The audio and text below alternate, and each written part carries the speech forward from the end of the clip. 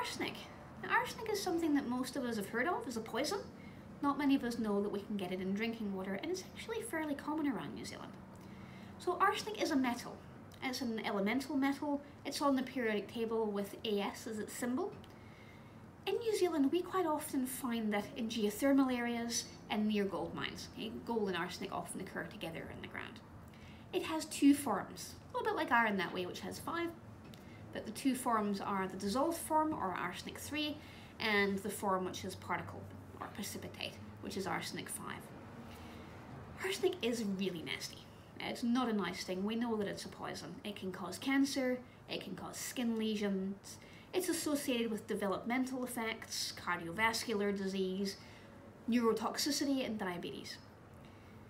The maximum acceptable value, and it is a provisional one because we don't have enough information, is sitting at 0.01 milligrams per litre. That's not a lot, okay? And it sits around about that level in Lake Taupo, so a lot of little areas around there, not so good. Very common in bores around Rotorua and Taupo. We can remove it. There's a number of different ways that we can do that. There are special arsenic-specific adsorption medias, which you can put in vessels and they can take it out. Notice I said adsorption, okay, which is not absorption. The difference between adsorption and absorption is that if something is adsorbed, it sticks to the outside of the media. If something is absorbed, it's taken in. We can also use reverse osmosis with limited effect. So reverse osmosis is much more effective on the precipitated arsenic 5 form, about 95% removal. It's much less effective on arsenic 3, the dissolved form. It's about 80% effective.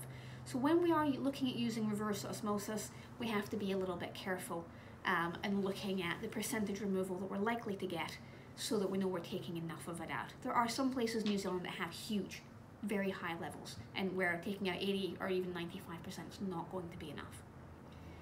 We can also distill the water.